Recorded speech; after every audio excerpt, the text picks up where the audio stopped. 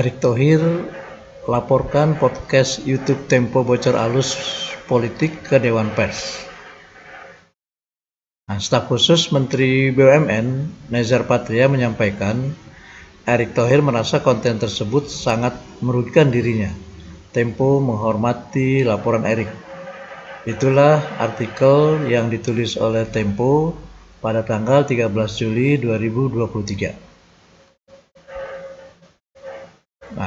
Menteri BUMN Erick Thohir melaporkan salah satu konten atau podcast bocor alus politik Tempo ke Dewan Pers pada hari Kamis 13 Juli 2023. Erick melaporkan konten yang diunggah di akun YouTube tempo.co yang berjudul Manuver Erick Thohir lewat PSSI dan BUMN yang tak disukai PDIP. Selain di YouTube, konten serupa juga ditayangkan di sejumlah akun media sosial Tempo termasuk di platform podcast Spotify. Staf khusus Menteri BUMN menyampaikan Erick Thohir merasa konten tersebut sangat merugikan dirinya karena dianggap tidak memenuhi prinsip kerja jurnalistik dan kode etik jurnalistik. Sebab, kata dia, sebagian besar konten itu tidak melalui tahapan verifikasi dan konfirmasi sebagaimana diatur kode etik jurnalistik. Nah, pemirsa, itulah kronologis bagaimana akhirnya kasus Erick Thohir ini yang diberitakan di podcast bocor alus Tempo diadukan ke Dewan Pers. Kemudian pengaduan itu ditindaklanjuti dan akhirnya muncullah keputusan Dewan Pers pada tanggal 17 Juli 2023. Pemirsa, liputan6.com membuat judul Kasus Podcast Tempo versus Erick Thohir selesai di Dewan Pers. Tempo langgar kode etik. Itulah judul yang diberikan oleh liputan6.com pada edisi 18 Juli 2023.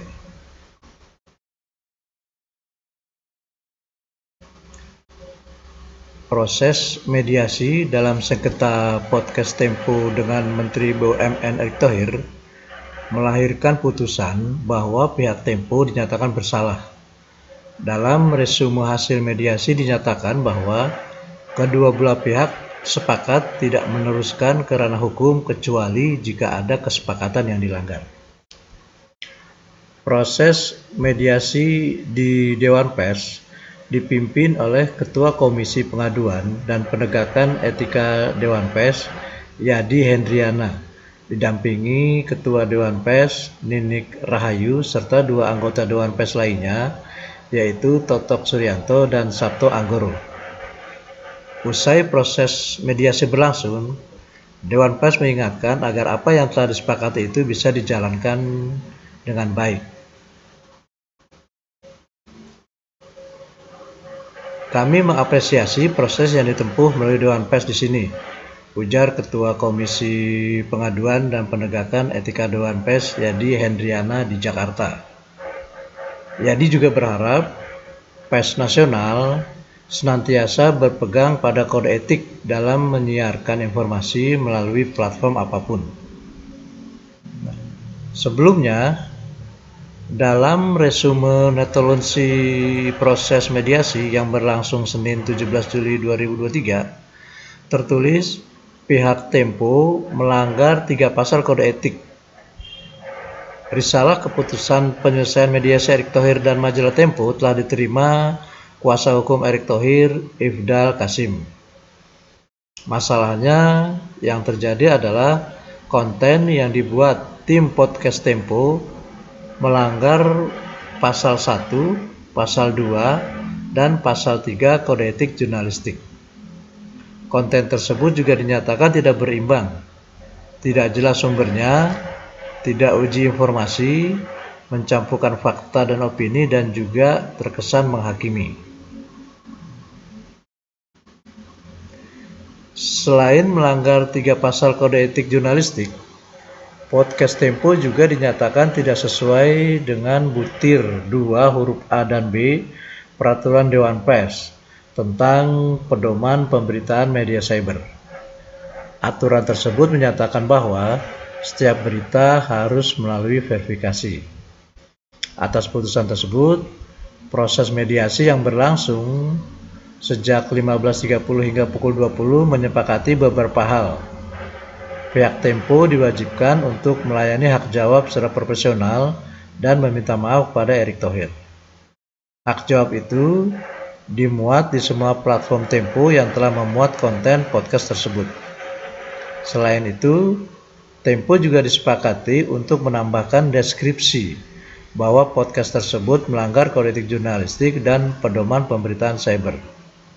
Teradu wajib menambahkan deskripsi di kanal podcast yang diadukan yang menjelaskan bahwa podcast itu telah dinilai oleh Dewan Pers melanggar kode etik jurnalistik dan pedoman pemberitaan media cyber.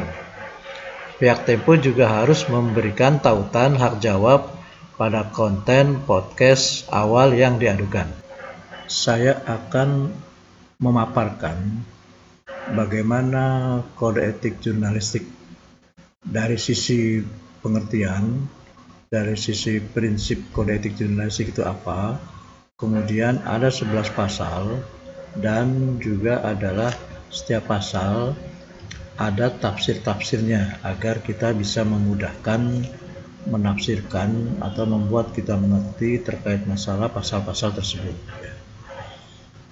Kode etik jurnalistik adalah kaidah moral tentang yang baik dan yang salah, kaidah penuntun serta pemberi arah tentang apa yang seharusnya dilakukan dan apa yang seharusnya tidak dilakukan oleh seorang jurnalis. Kode etik jurnalistik sudah ada sejak tahun 1961 yang dirumuskan oleh PWI, Persatuan Wartawan Indonesia. Nah, setiap tahun, entah beberapa tahun, kode etik jurnalistik ini mengalami perubahan karena sesuai dengan dinamika industri media massa saat itu. Maka yang kode etik yang kita gunakan sekarang adalah kode etik jurnalistik yang telah ditetapkan pada bulan Maret 2006 di Jakarta dan ditandatangani oleh 29 organisasi kewartawanan di Indonesia, di mana kode etiknya itu terdiri dari 11 pasal. Sekarang kita akan memasuki tahapan pasal demi pasal.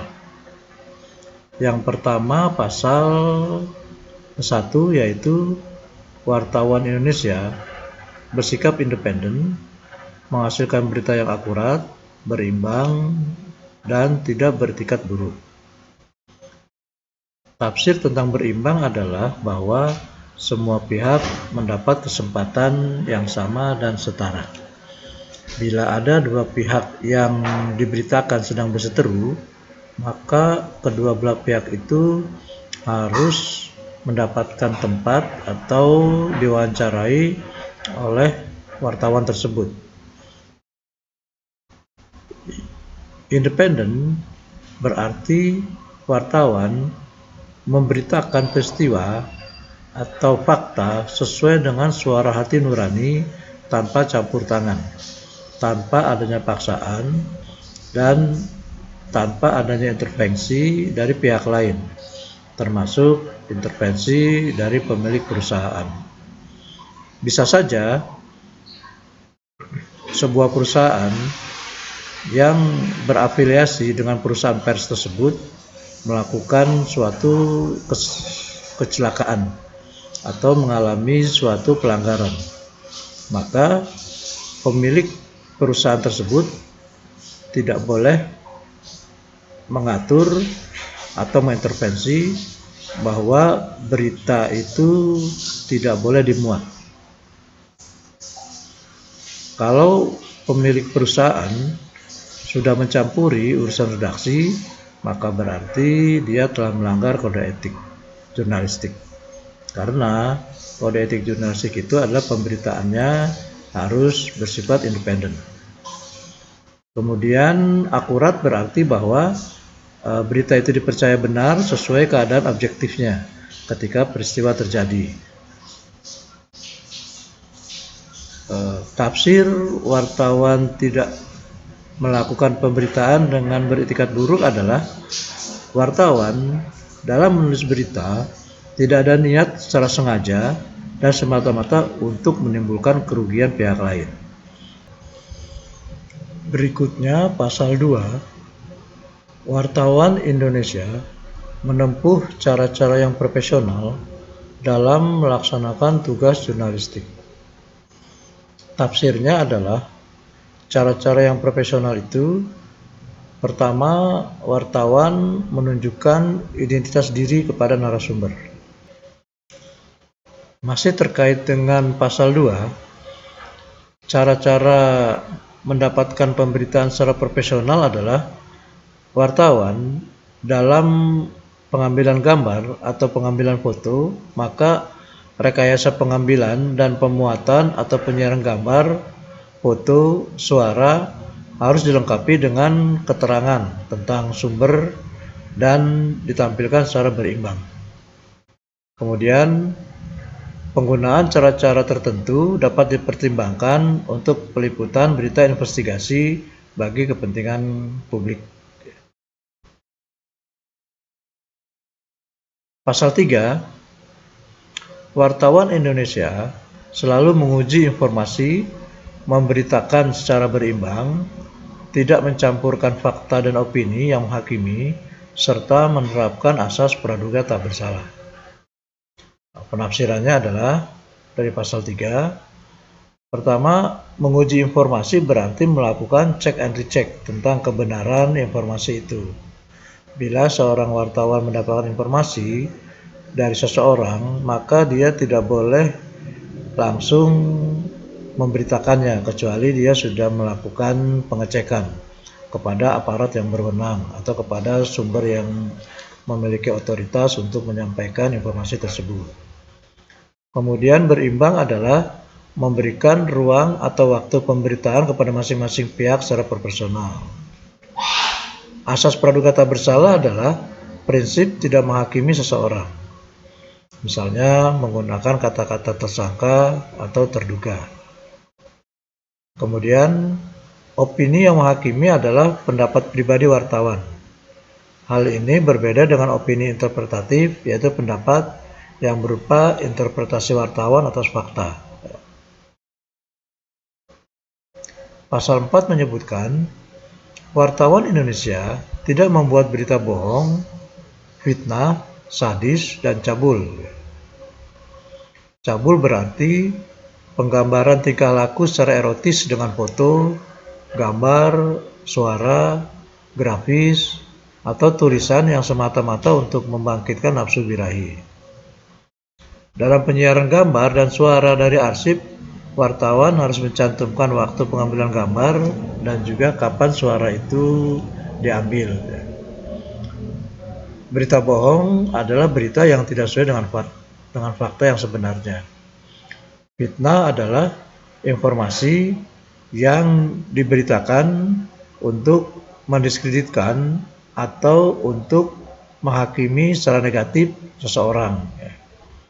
Sedangkan sadis adalah menggambarkan peristiwa pembunuhan atau peristiwa perkelahian dengan cara brutal, dengan cara memoto darah yang keluar, dengan cara wajah pembunuhnya ketika sedang amarah, yaitu ditampilkan. Itu adalah sadis, gitu ya.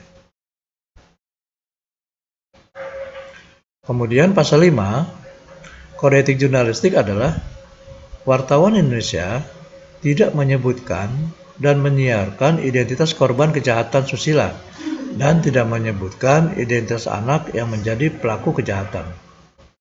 Nah, penafsirannya adalah identitas adalah semua data dan informasi yang menyangkut diri seorang yang memudahkan orang lain untuk melacak. Identitas bisa jadi nama sekolah, nama kelurahan, kemudian alamat tempat tinggal, ya itu adalah identitas. Bahkan termasuk nama orang tua, nama kakak, nama adik, sampai nama bibi dan paman, itu adalah identitas. Ya. Jadi harus tidak disebutkan identitas anak tersebut. Anak adalah seorang yang berusia kurang dari 6 tahun dan belum menikah. Pasal 6, wartawan tidak menyalahgunakan profesi dan tidak menerima suap. Menyalahgunakan profesi adalah segala tindakan yang mengambil keuntungan pribadi atas informasi yang diperoleh saat bertugas sebelum informasi tersebut menjadi pengetahuan umum. Misalnya, beberapa kasus pernah terjadi, seorang wartawan yang meliput pasar modal, maka dia mendapatkan bocoran rahasia bahwa saham PTA akan dijual besok, maka wartawan itu langsung membeli saham tersebut. Ya, maka itu artinya menyalahgunakan profesi. Atau wartawan itu pada saat dia melakukan wawancara dengan pejabat, setelah wawancara kemudian dia meminta proyek untuk kegiatan pribadi. Nah, ini adalah menyalahgunakan profesi. Kemudian juga wartawan tidak menerima suap. Suap adalah pemberian dalam bentuk uang, benda, atau fasilitas dari pihak lain yang mempengaruhi independensi pemberitaan nantinya. Pasal 7, wartawan Indonesia memiliki hak tolak untuk melindungi narasumber yang tidak bersedia diketahui identitas maupun keberadaannya. Menghargai ketentuan embargo, informasi latar belakang, dan off the record sesuai dengan kesepakatan. Hak tolak adalah hak untuk tidak mengungkapkan identitas dan keberadaan narasumber demi keamanan narasumber dan keluarganya. Contohnya, beberapa waktu lalu, program Mata Najwa menggunakan hak tolak untuk melindungi narasumber berinisial misteri yang diduga terlibat dalam pengaturan skor sepak bola. Nah, PSSI sebagai lembaga tertinggi sepak bola di Indonesia sempat merespon dan meminta Mata Najwa untuk mengungkapkan siapa identitas misteri. Namun, Mata Najwa tetap pada pendiriannya untuk melindungi narasumbernya. Inilah yang dimaksud dengan hak tolak.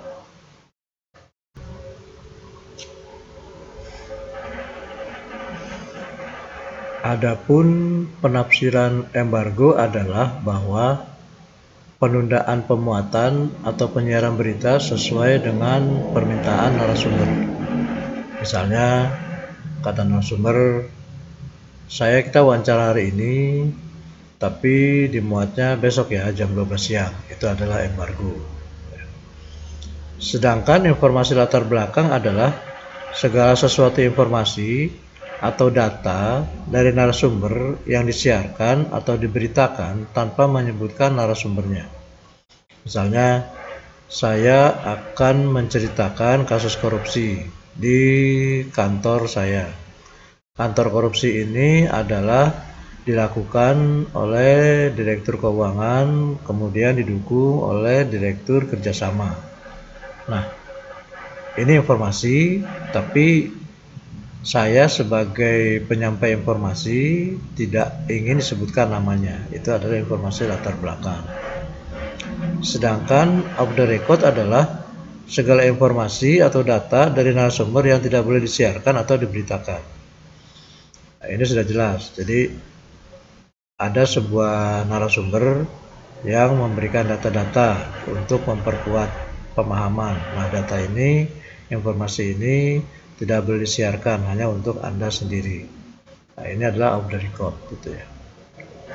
Pasal 8, wartawan Indonesia tidak menulis atau menyiarkan berita berdasarkan prasangka atau diskriminasi terhadap seseorang atas dasar perbedaan suku, perbedaan ras, perbedaan warna kulit, perbedaan agama, perbedaan jenis kelamin, dan bahasa, serta tidak merendahkan martabat orang lemah, orang miskin, orang sakit, cacat jiwa atau cacat jasmani.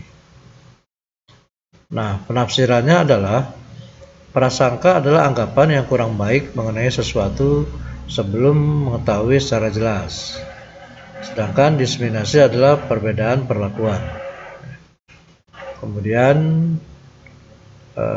pasal 9, wartawan Indonesia menghormati hak narasumber tentang kehidupan pribadinya kecuali untuk kepentingan publik. Nah, menghormati hak narasumber adalah sikap menahan diri dan berhati-hati. Kehidupan pribadi adalah segala sesuatu segi kehidupan seseorang dan keluarganya selain yang terkait dengan kepentingan publik. Misalnya hak narasumber, kata narasumber, ini persoalan saya sendiri sebagai pimpinan rumah tangga, maka wartawan jangan mewawancarai anak-anak saya, jangan mewawancarai pembantu saya, jangan mewawancarai istri saya, termasuk jangan memotret rumah saya. Nah, ini adalah kehidupan pribadi saya. Kecuali kalau narasumbernya itu adalah pejabat publik.